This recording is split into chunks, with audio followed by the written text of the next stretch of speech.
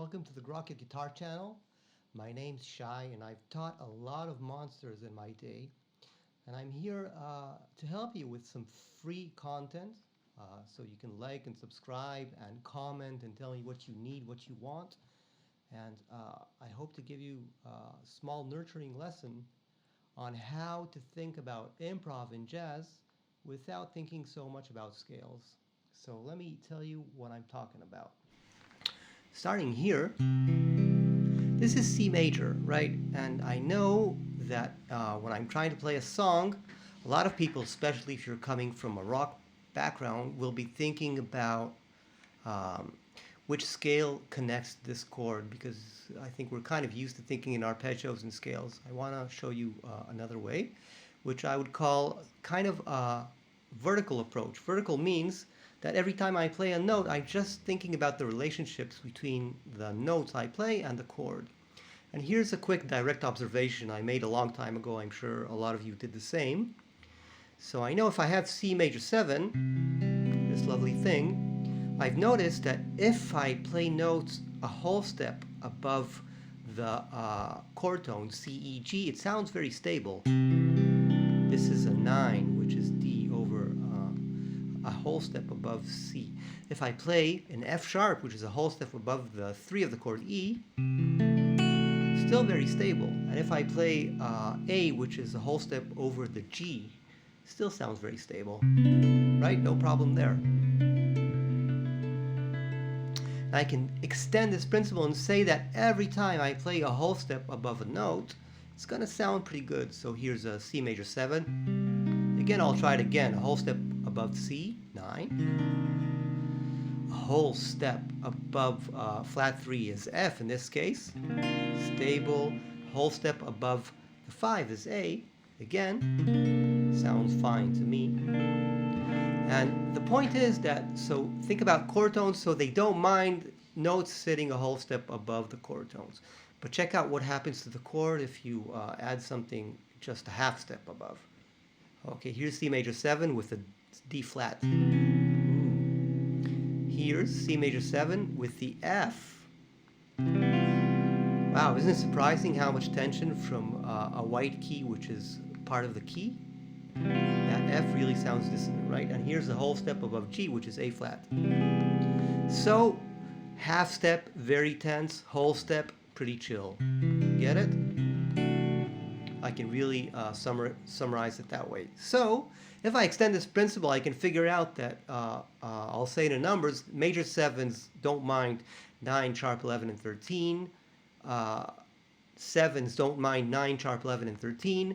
Minor 7s don't mind 9, sharp 11, and 13, excuse me. And half diminished chords don't mind 9s, 11s, and flat 13s. Again, all I did is took the triad, went a whole step above the notes of the triad, and figured out that these notes work.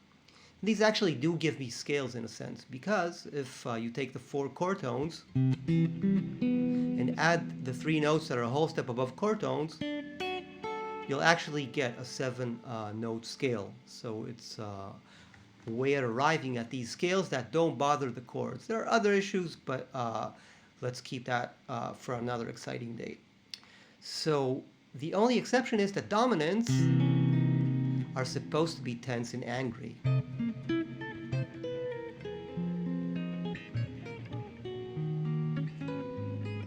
Right? They're the harmonic engine, so we like them tense. That means that I can aggravate them further by adding a half step above chord tone. So C7 can also have the flat 9, the sharp 9, and the flat 13. So that gives it 4 chord tones. Flat 9, 9, sharp 11, flat 13, and 13. It's 10 notes that actually work on a dominant. And what's important about that? So if I'm thinking vertically, what this means is that basically every time I'm improving, I'm thinking not about keys and scales. I'm thinking what is the chord and what is it like? And I can actually practice this.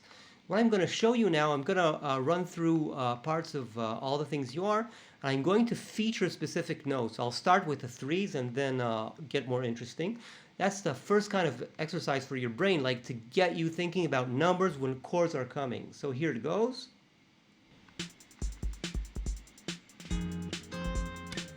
These are threes.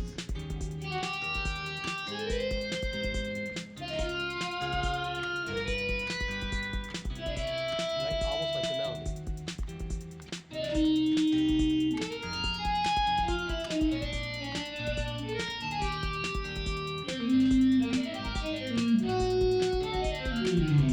Very easy to make these melodies. Now I'll think about nines, for example.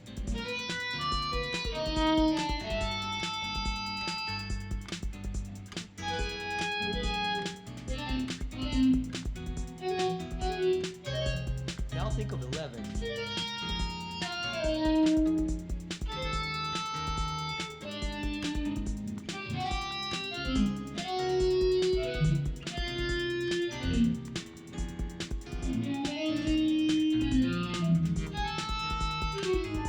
Now make them connect more so it sounds cooler.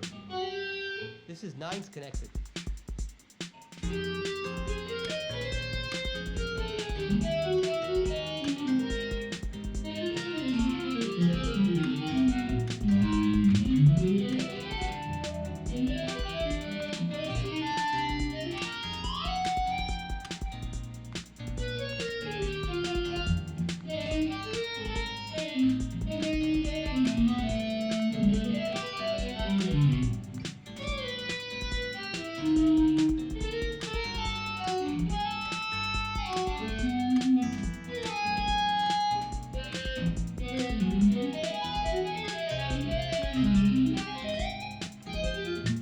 I hope you get the point. The point is that I'm thinking constantly in terms of the relationship between the chord and the number. And here's some suggested practice so you can actually get some value from this exercise. I would suggest doing the following. First of all, learn just to spell the names of the numbers. I can go through a chart, put some kind of software like a banner in a box or anything, and just say the names of, for example, the threes or the fives or the sevens. Learn to get that math really, really quickly in your hands, and then take a first top string of the guitar and simply play that number. It's also excellent ear training to think about these relationships. And once you have a good grasp, when you see a chord of all the numbers, you can really practice isolating them. And that's like a very, very important step in thinking about jazz improv. So I sincerely hope you've enjoyed this mini lesson, and I hope it serves you well. Again, please like, subscribe, and hit the bell to get notifications. A lot of great content is coming your way for free. So please stay with us. And thanks for listening, guys. Bye. I was Shai.